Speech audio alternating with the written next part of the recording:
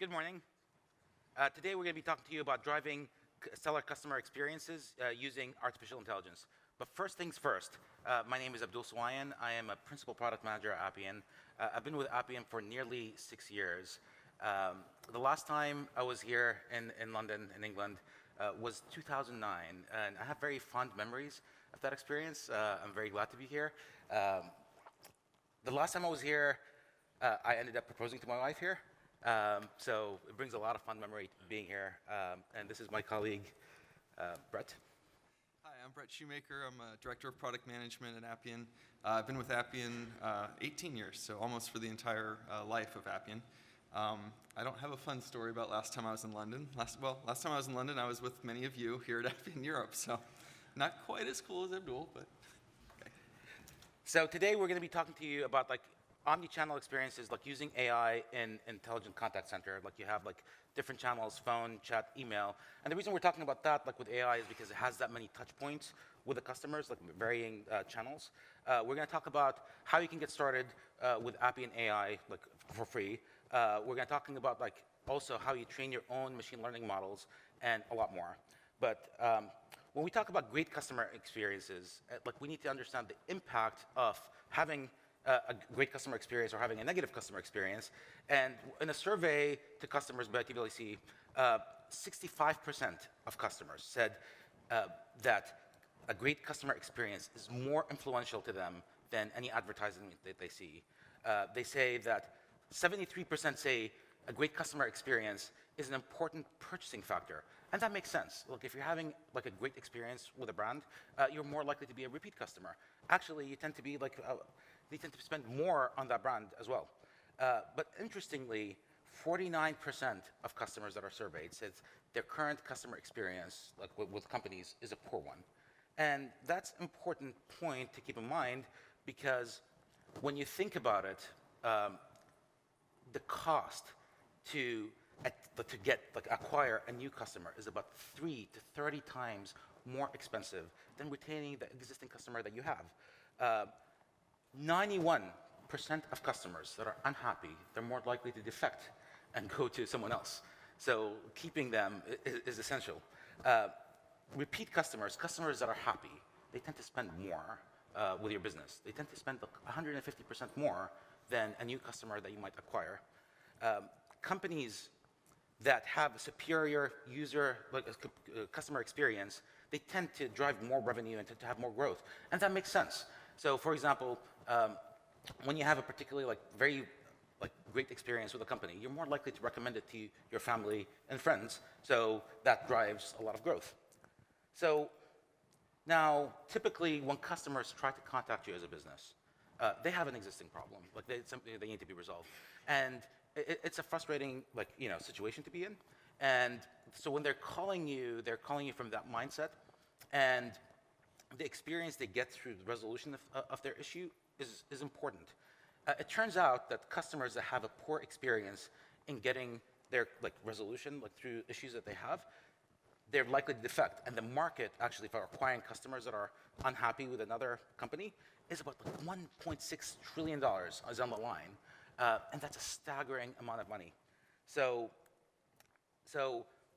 we talked about when the customer is calling you about an issue, they already are from that mindset of they are experiencing a negative emotion. They're experiencing a problem. And you can turn that experience from a negative one to a positive one in how you deal with the customer.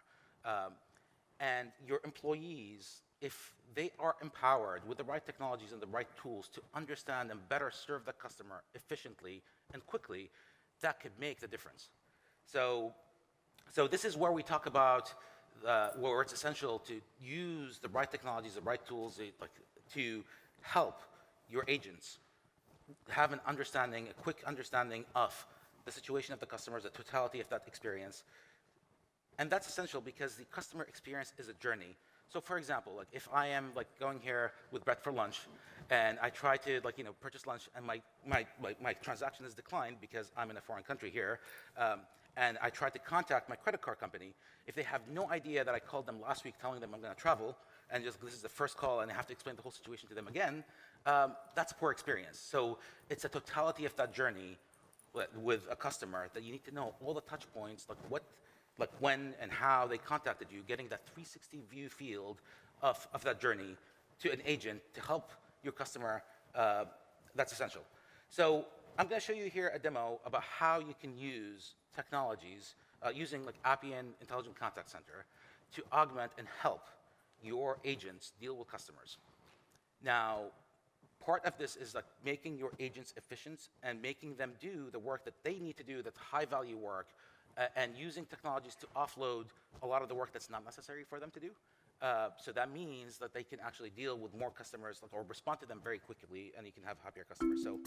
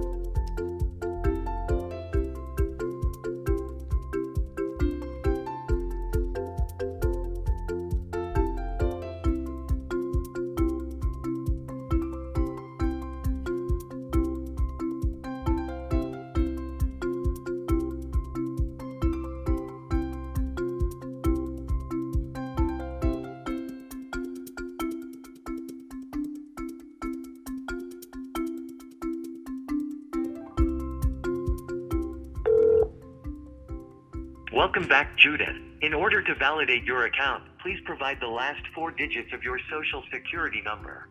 8934. Thank you. Your account has been validated. Passing you on to an agent. Thank you.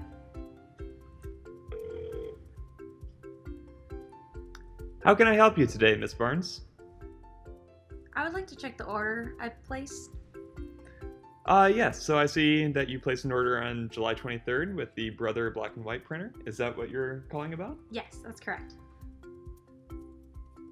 How can I help you with this order today, Miss Barnes? I'd like to update my shipping.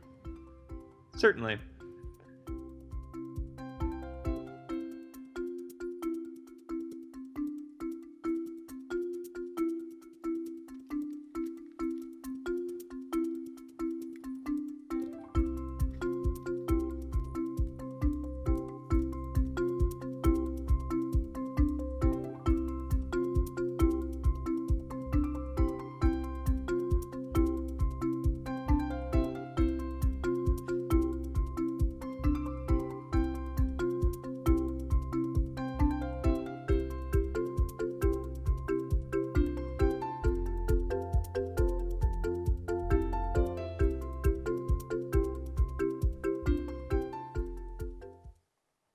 So that's like using AI with chat, like and voice. Okay. So, but consider like also like a different channel is email, and let's say like you are like a global company that is dealing with like receiving emails from clients. Let's say like you're an insurance adjusting claim. So where you might have different steps in the process. So first, like you might be receiving an email, it might have attachments such as a PDF. And what you need to do is that like you have a team transcribing the contents of that email to know the disposition of that claim. So like then it's like, all right, like, take that document and digitize it, like so you have someone reading it. And like if you're a global company that say like you span the globe, you have like different offices around the world to have 24-hour support, you might be dealing with a lot of customers from different regions or different areas in the world with different languages. So you might have a team that then like receives those emails, translates it from one language to another, say like to English, so you can understand like what's happening, and then you have a different team that reads that email and reads the contents and figures out like how to classify that email, which department, for example, like an insurance adjusting, like are you talking about home insurance, are you talking about like car insurance? So like figuring out like how to route that like claim coming in. So that's also another manual step like in a process like this. And then finally, like once you route it to the right place, that they need to then like handle that request, and then now depending on the language of the user that actually originated that email, you might need to translate it back into their original language so they can understand your communication with them.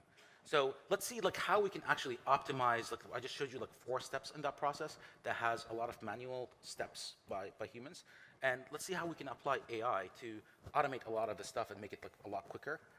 So we take this step here where we take the content of the attachment and transcribe it.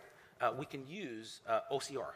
So Google Vision, for example, you can take the content of that document and transcribe it automatically into digitized form.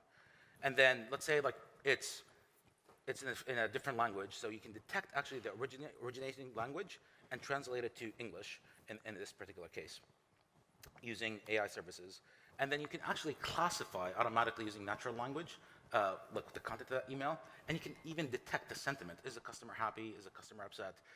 And route it differently based on that. But now that you have a way to classify it, you can actually route it to the right place.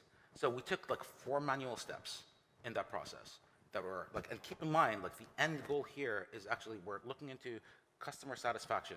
And so the longer it takes a claim, in this case, to be handled, that you're less likely to be happy as a customer.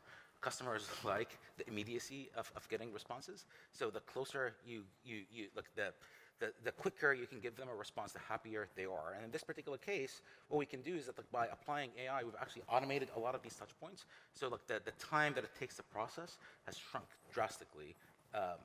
And like you were able then to take your existing employees that were doing all this manual stuff, and you can apply them towards something more highly value add for your customer base. So we want to help you with that journey. We want to help you automate things with leveraging AI. So what we're doing is that we're offering Google AI services to you for free. So Google has spent billions of dollars on those technologies, so we're giving you the best of the best in those services. So what do you get with Appian AI using Google? There's no third-party contracts. Like it's just like you have like an Appian installation, you can get it for free. No negotiations, no setup, no management, no provisioning. We just give you the API keys and you can use it. It's free to you up to a tier. So like we provide you like about 2 to 10 times more than what Google offers for free, all integrated within the platform. Now, if you exceed that limit, we have very competitive paid tiers. It's very flexible. It's really easy. You can quickly start using it and leveraging it and see how you can enhance your business. So what do you get with Appian AI? You get Google Cloud Translation, you get Google Natural Language, you can do entity extractions, you get Google Cloud Vision, that includes OCR, and Google Cloud Storage. So when I look into like what I showed you here, all these touch points that we automated, like I showed you with AI, you can actually do that today. Thank you, Abdul. So I'm going to talk a little bit about training your own models. So what Abdul just showed was a bunch of pre-trained services from Google and how those can be applied in a solution like ICC to replace human tasks.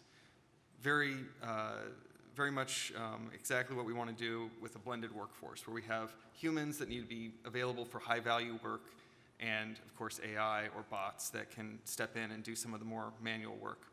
So those pre-trained services are great, and they're very simple to use. What I want to try to do is convince you that training your own model is also great and can be almost as simple to use. It is the next step of sophistication, but it is something that you may find in your journey with AI. You might run up against limitations in those pre-trained models. So why would you want to train your own models? There's a couple of reasons. The first is additional use cases. You may have chatbots, for instance, that need to respond to your customers in a way that is more specific to your company. Maybe they are using certain terms or phrases that aren't well translated or understood by natural language processing on pre-trained models, but would be better for models trained on your data sets. And also predictive rules. So we talked about how we want to route something to the correct department or to the correct support team. That's often best done based on data about the incoming information and the classification of that data to route to the right place. And a lot of times you'll need to do a model on your own, train your own model to do so. Also, training your own models gives you perhaps better accuracy. So Google Vision is great. It is a great way of pulling text out of documents, but you may have documents that are specific to your industry or your company that have specific meaning. Perhaps there's checkboxes or numbers that are circled that have some meaning that you want to be able to extract. And so training your own model might be better suited for those types of templates and documents that are specific to you. Also, your company and customers may use specific jargon, certain acronyms or words that don't mean much in the world of natural language processing, but are very specific to your company. And so you may want to train your own models on data sets to do that. So let's look at an example. Here's a fairly simple process model. It shows a workflow for responding to an email. And I want to draw your attention first to this kind of lower right. So this is still where we're using human tasks, but we can make those even more efficient by training a model to classify the email, to route it to the specific team that might be handling priority cases, or perhaps just queuing it differently in a support queue so that it gets higher priority. Now, we could use a pre-trained model, like a text sentiment analysis, right, that could understand if the email contains angry language or happy language, and perhaps the angry one gets priority. But if you want to do something sophisticated in terms of understanding what's in that email and certain terms that might make it a priority, certain financial terms or insurance terms about losses or claims or that type of thing, that's when you want to train your own model and then use that as a predictive rule to classify that content and send it to the correct human or the correct queue. But also, there are probably classes of emails that don't even require a human at all.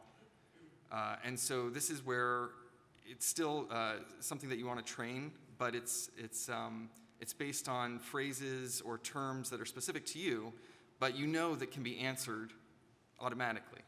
And I'll show an example of that in a second, but the gist is that you can essentially use this Microsoft Q&A chatbot service, very easily integrated with Appian, and train it with a simple frequently asked questions type document. So you can say, here are some standard questions we might get, and here are some standard responses that we can give. Now, the questions that are asked in the email don't have to match exactly. That's where kind of the AI and natural language processing comes in. It can detect that this is similar enough to one of the questions I know I can answer that it can route it to be answered automatically by this node that has no human interaction at all. And so here is an example. And I just want to confirm the video is playing.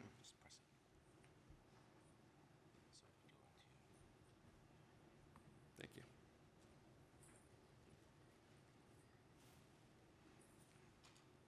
Is the video playing? Apologies. Okay, well, I don't know if that video is going to play. I will have to describe it. It appears that the video has become a still image. So, in this particular case, there's an email. And this was something earlier this year sent by my colleague Jake. He was wondering when Appian World was. That was kind of a problem for Jake because he was supposed to present at Appian World. And so, I'll go back to this image just to show you kind of what the flow would be. The way that was processed is we trained this Microsoft Q&A chatbot to understand certain questions about the schedule of Appian World, or agenda questions, timing, that type of thing. And we had some pre-canned responses for that. And as those, as the message flowed in here, we were able to get the canned response, tell Jake exactly when Appian World was to be, and send him an email back, no human interaction at all. And so that is that demonstration. I think it actually, I don't know, okay. So how do you do this? It's still fairly easy. And a number of our different partners in the AI space have different methods for doing this.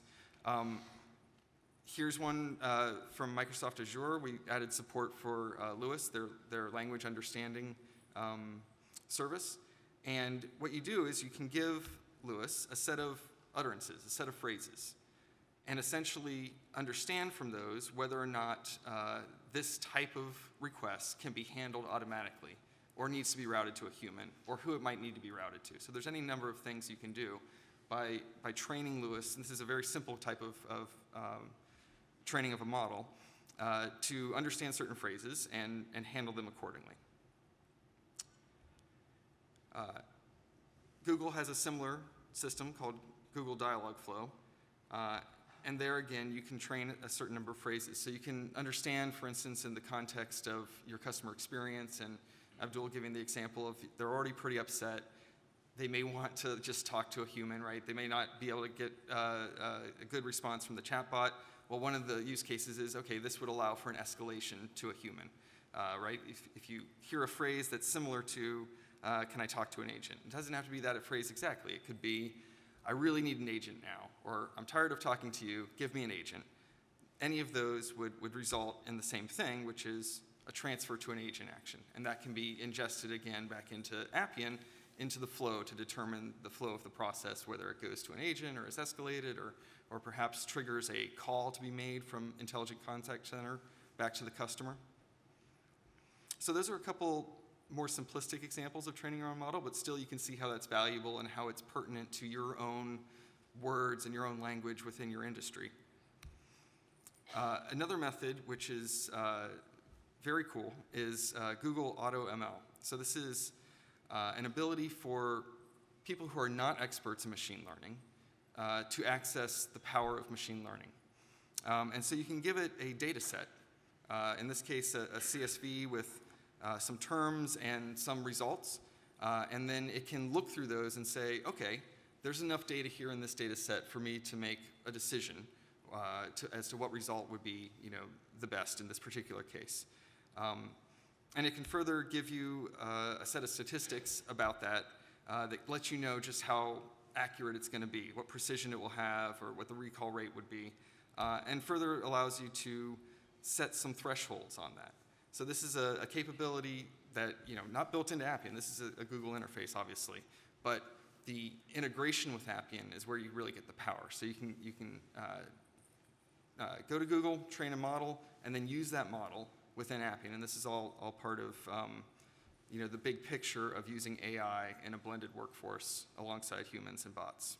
So speaking of bots, I want to tell you about a bot that's near and dear to my heart, and it's one of the examples of how we use this same capability internal to Appian. So how many here were at Appian World in 2018? Yeah, just a few. I imagine not many would have been there. Just a couple years ago, and it was in the United States, and here we are in Europe. Well, that's when this was first introduced, and we call Mr. T because it triages tickets for us within our engineering department. So as we have an incoming ticket, we can figure out which engineering team it should get assigned to. And we trained Mr. T initially on a whole set of historical ticket data. So it could learn about what information within a ticket, what words are specific to which teams. And you can imagine that there are acronyms, there's jargon, there are terms that are very specific to Appian engines, execution engine versus the content engine versus the search server, right? These are all different teams within Appian. And it's even more complex than that. I've actually been surprised by the intelligence of Mr. T. And what it did is it replaced a spreadsheet and a human. And that's often what we see with Appian. We're replacing a spreadsheet and a manual task. And now we are replacing one using AI. So this was kind of how things worked previously. We used to kind of categorize the various aspects of our product and determine, okay, well, it goes to this group within this subgroup, and I don't know, usually a person would have to spend some time looking at this if they didn't know, and often they'd make the wrong decision. It would get routed to the wrong place. I'm happy to say that we've continued to use Mr. T since Appian World 2018, and we've retrained it. We had started as a prototype with kind of some in-house machine learning technology, and the truth is that, that Google and Amazon and Microsoft just have way more resources to put into AI, and they've made it very accessible. So we've actually switched over and are eating our own dog food, as we say, and using Google AutoML to train and retrain Mr. T. So what happens is things can get out of date, right? You have different teams, right? We start an engineering team and we stop one, maybe several quarters later. Well, somebody has to still handle tickets that are related to that work, so who should it go to? Well, we can retrain it by, when we reassign a ticket, feeding that information back into Mr. T. So now weekly, or actually, I guess first Sunday of every month. I think we're actually doing it weekly now. But we retrain it, and it's able to stay up to date even when the teams change, which is extremely valuable. And probably you can imagine scenarios of your own, which are similar. So it's important for us as an engineering department to actually use the product we make. And as we come out with advancements like AI and that type of thing, it's very clear to us how we can take advantage of that. And I will tell you, this has made us as a department much more efficient. But that's not the only place that we use AI in Appian currently, especially within that support chain. So when a ticket gets to engineering, it's already been determined by support to be a problem, some sort of bug or incident or something that engineering needs to handle. But it doesn't often even get to engineering, right? Our support group is first in class. They're an excellent group. And they have been made more efficient and been more responsive by also using AI to triage support cases. Now, in the interest of understanding how all of our various pieces work and our different partners work, they've actually chosen to use Amazon machine learning. So now we have coverage from Google AutoML, which we retrain. We're also using Amazon's machine learning to triage support cases. So we're kind of getting the best of all of the best leaders out there. And it's a very similar process to what I described with Mr. T, but this routes cases to the correct solutions engineer.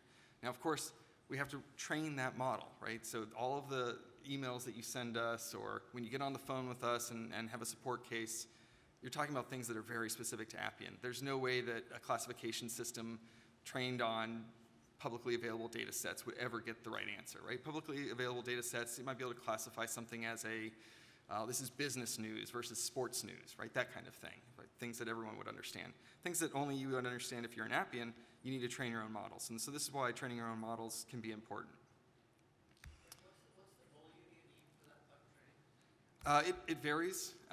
Like I pointed out with the Google ML, based on the data set and the diversity of the outcomes, you may need multiple. But we'll take questions at the end up at the stage, but thanks for the question. Okay. The one more thing to talk about is we do have an application. There are probably several applications, but one to point out on the app market is text classification using machine learning. And so this is something that makes it even easier to train your own models or to incorporate a model that's been trained on data from the wild. So part of this allows you to select a predefined data set, things that have been picked up by Google indexing, or to provide your own data set. And this kind of can guide you through some of what I showed earlier on Google AutoML for training data and then using that to classify your predictive rules. Okay, and then the last thing to tell you is there's more.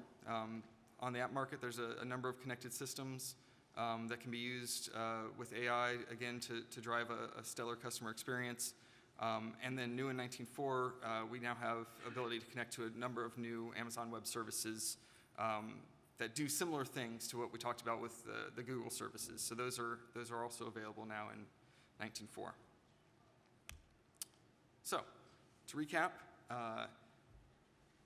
Abdul showed the Intelligent Contact Center, and showed some of the AI behind the scenes. There was a nice little video that showed some of that interaction that helps customers, and that predictions that can come from AI to, or suggestions rather, that can come from AI to enhance that experience. We showed how to, kind of behind the scenes, how manual tasks in email can be replaced by artificial intelligence.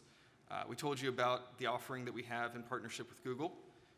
We should take advantage of that. It's just clicks away, and I really encourage you to start experimenting, at least with pre-trained models, right? So that's kind of the level one. Barrier to entry is very low. Start to use that. Think of use cases in your business, and start using that. And then when you find the limitations there, train your own models. Hopefully you're convinced that it's not so hard, right? There are fairly easy ways to train models based on utterances, those phrases that can do certain routing, and then more sophisticated based on your data sets, which, again, AutoML, Google AutoML does a great job of giving you feedback on that data set and telling you if it's sufficient to train a model and what type of precision and recall you can expect. And you don't have to be a data scientist. Of course, getting to the next level, you may start to incorporate some more data science. That's training our models, and of course there's more available on the App Store. Like I said, we'll take some questions up here at the stage. I think we have roughly five minutes. Yeah, 5 minutes for questions, so feel free to come on up and we'll try our best to answer. And of course, please rate this on the mobile app. Now, Appian has trained a model based on your responses, and they will fire Abdul if we don't give 4 stars. So it's all automated. There's no human intervention to prevent him from being fired. So I plead. Thank you. Thank you.